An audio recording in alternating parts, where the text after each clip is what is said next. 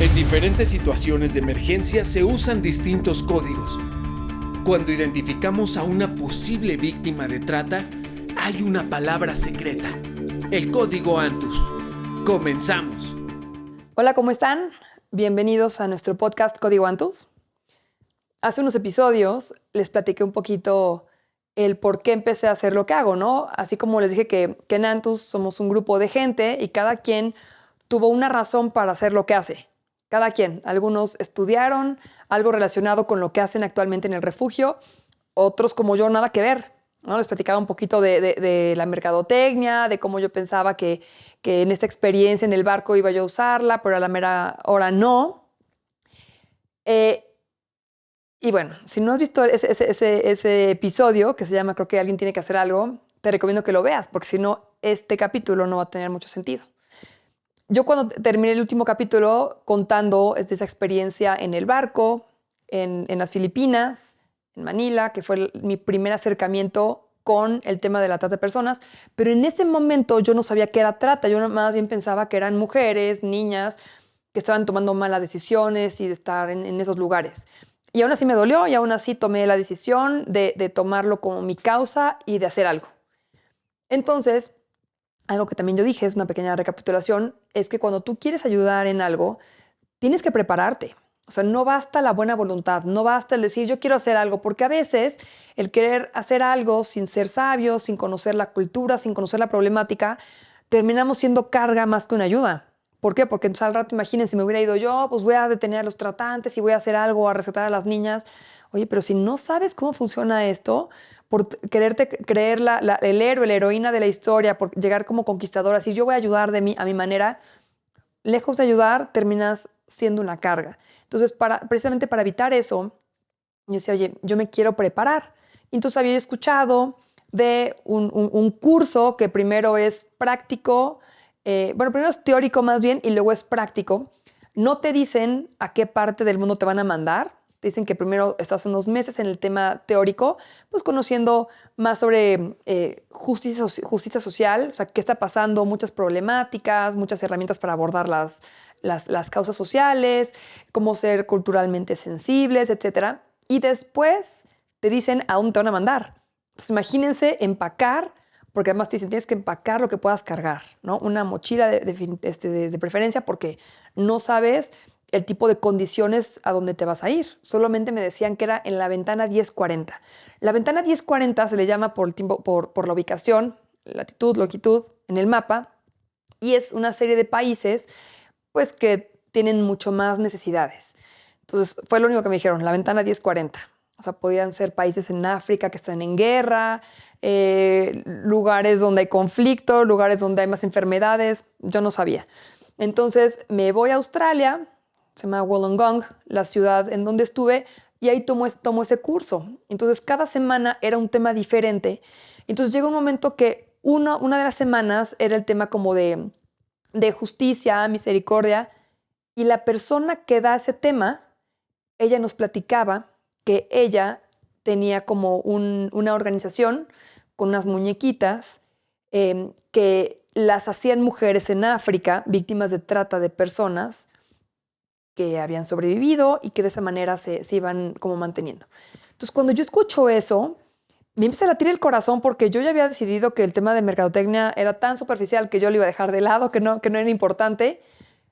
Pero en ese momento, cuando ella me empieza a platicar, lo que era la trata de personas. Entonces ahí, pues sí, me empezó a latir el corazón porque yo me acordé de lo que yo vi ese día en Manila. Todas esas caras de las niñas que yo vi, sus rostros que en el episodio pasado yo platiqué que eran rostros de tristeza, angustia, asco, enojo. Me acordé de eso. Me dije, claro, ahora esto tiene sentido. Ellas no estaban tomando malas decisiones. Fueron víctimas de trata de personas. O sea, es peor. O sea, quiere decir que ellas las engañan, las amenazan. Ellas están ahí en contra de su voluntad. Claro, me acuerdo perfecto que sus miradas lo decían, ¿no? Que como que no estaban disfrutando el momento, pero yo no conocía bien cómo operaba el tema de trata. Entonces, escucho eso y bueno, si yo ya estaba apasionada, al escuchar eso, más me apasiono. Y claro, también me puse a pensar cuánto me expuse. Porque no eran nada más niñas tomando malas decisiones en un bordel de Manila. No, eran redes delincuenciales alrededor de eso en la zona roja de Manila, de los lugares más peligrosos del mundo. Entonces sí me dio más miedo, pero me apasioné mucho más y dije, no cabe duda que tomé la decisión correcta ese día y que no cabe duda que algo voy a hacer.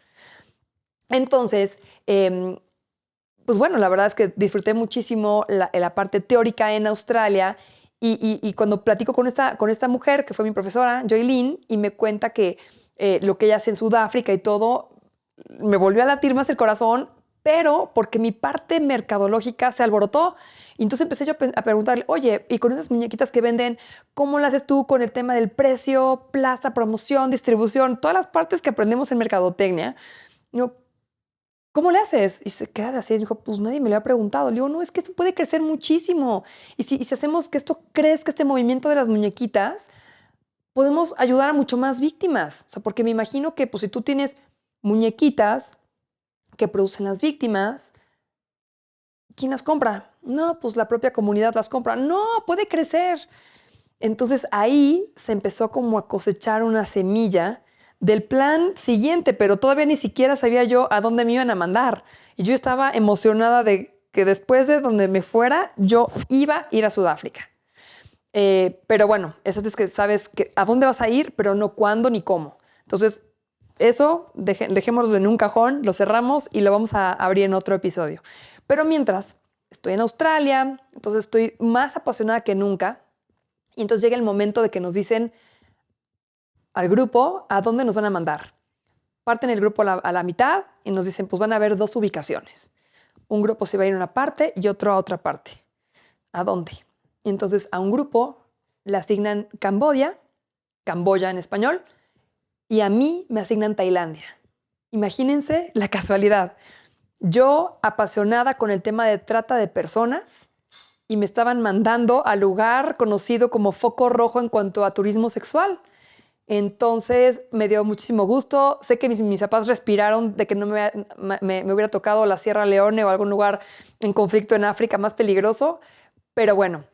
Entonces nos preparamos algunas semanas ya con el enfoque de Tailandia, aprender un poco el idioma, aprender la cultura, porque en Tailandia hay temas culturales. Por ejemplo, si tú en Tailandia le acaricias la cabeza a un niño, como lo haríamos aquí en México, allá es una ofensa. Entonces imagínate, si tú no eres culturalmente sensible, tú quieres ser buena gente, ser empático, acercarte con la población, le acaricias la cabeza a un niño y tú ya ofendiste a la comunidad.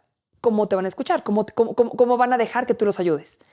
Entonces aprendimos un chorro de cosas sobre la cultura de Tailandia. De hecho, otro de los profesores, de los profesionales que llegaron, él vive en Tailandia, entonces él nos platicó muchísimo más de cómo es la vida allá, cómo es el idioma, la cultura, etcétera, y cómo podría ser el tema de trata de personas. Entonces nos vamos a Tailandia y bueno, ahí tuve la oportunidad de estar desde el norte hasta el sur. Estuvimos en varias ubicaciones y donde más tiempo estuvimos fue en la parte del sur, Phuket. Seguramente muchos de ustedes han escuchado de Phuket porque es un parador turístico muy conocido, pero desgraciadamente es uno de los lugares en el catálogo de turismo sexual. Entonces llegamos a Phuket y nos dicen, bueno, pues el tema en la zona roja es así. Una de las estrategias que se usa en Tailandia es que las víctimas rescatadas rescaten a otras. ¿Por qué? Porque en Tailandia hay de hecho una palabra que es farang, que es para decir alguien que no es tailandés. Porque a veces decimos, no, yo no soy turista, soy viajero. Bueno, hay muchos términos en español, pero para el tailandés es, ¿eres tailandés? O digamos, o no tailandés. Me da igual si llevas 45 años en mi país, no eres tailandés, no naciste aquí. No, pero es que hablo tailandés perfecto, que es de los idiomas más difíciles del mundo, pero bueno, hablo tailandés perfecto, hasta cocino un pad thai delicioso, todo. Sí, no eres tailandés. Entonces, ¿qué sucede? Que tú llegas a Tailandia y ves que los consumidores de niños, de niñas, de adolescentes, o sea, el cliente es un no tailandés. Entonces tú llegas diciendo, oye, yo vengo a ayudar. Sí, pero eres no tailandés como el consumidor, como el que llega del extranjero con su moneda que vale más a pagar por nuestros niños, niñas, adolescentes y mujeres. Entonces, por eso te dicen, la estrategia, si tú quieres realmente rescatar a mujeres en esa situación, es aliarte con las que ya salieron y que sean ellas las que hablen con las otras víctimas. A diferencia de otros lugares, porque en otras partes del mundo, como extranjero tienes muchísimo más voz. Tu voz vale mucho más porque eres extranjero. Ahí no. Entonces, algo muy importante es siempre tener esa actitud de servicio. Decir, bueno, yo vengo a ayudar, pero quiero que tú me digas cómo quieres que yo te ayude. No imponer, no llegar con tu bandera de conquistador de que yo vengo a ayudar, vengo a rescatar. No, porque tú no sabes si las pones en peligro y tú no sabes que también recibida puede hacer esa ayuda. Entonces tú preocúpate por conocer algunas palabras importantes, preocúpate por ser culturalmente sensible y conocer algunos datos de la cultura, qué hacer, qué no hacer, y preocúpate por tener tu corazón en ese lugar de ser humilde y decir, yo vengo a servir, lo que ustedes necesiten.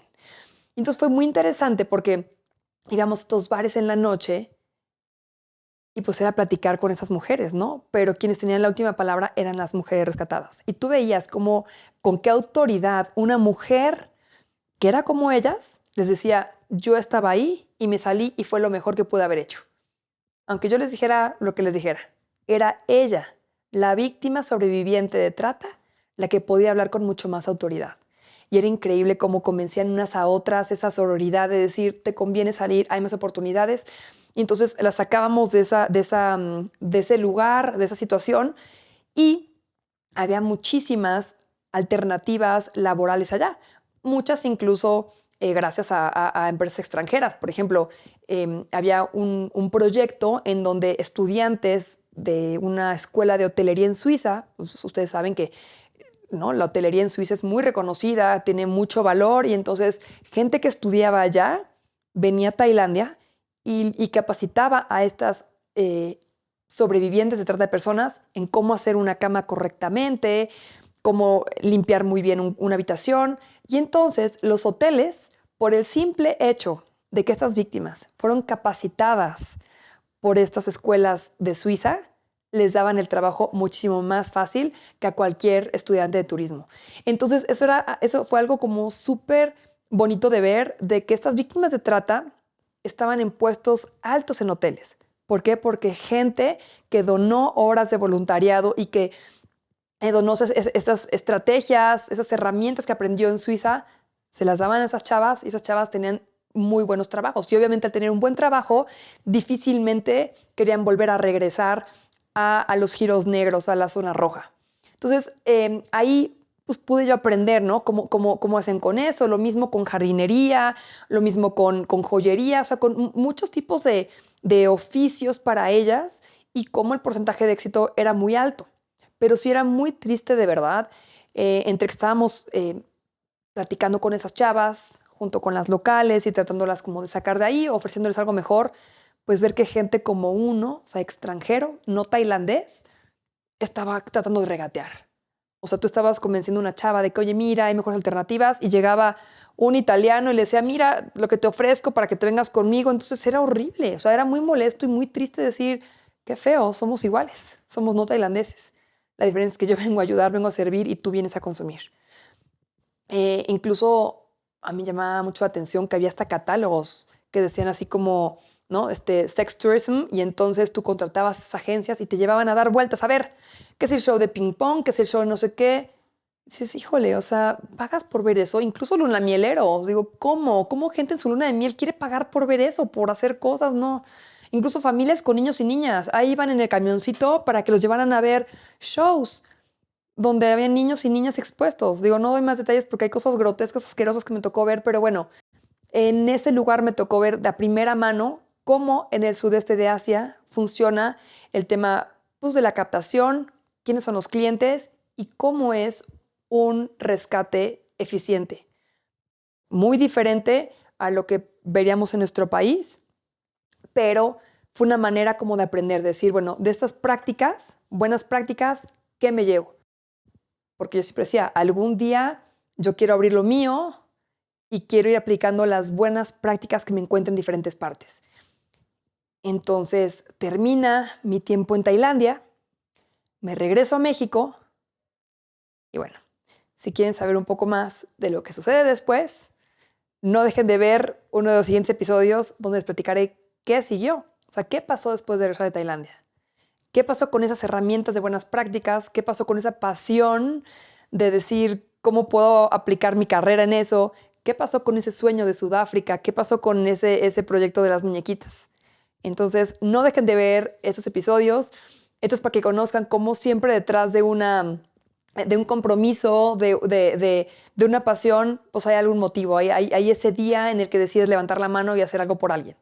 Y entonces, así como les estoy platicando también esa historia, conocerán de primera mano otras historias de gente que trabaja en Antus, que también tuvieron algún encuentro muy cercano a la trata y que decidieron hacer algo y que día a día se dedican a atender a las víctimas de trata. Entonces, síganos viendo, difundan esa información y como siempre les digo, lo peor es la pasividad y no hacer nada, me espanta el tema.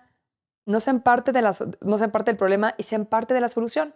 Entonces, compartan esa información, difúndanla, donen, apoyen, pero hagan algo. Muchas gracias por estar en este podcast Código Antus y nos vemos pronto. Sal de la indiferencia y sé parte de la solución. Comparte este mensaje y síguenos. Código Antus, el podcast. Hasta la próxima.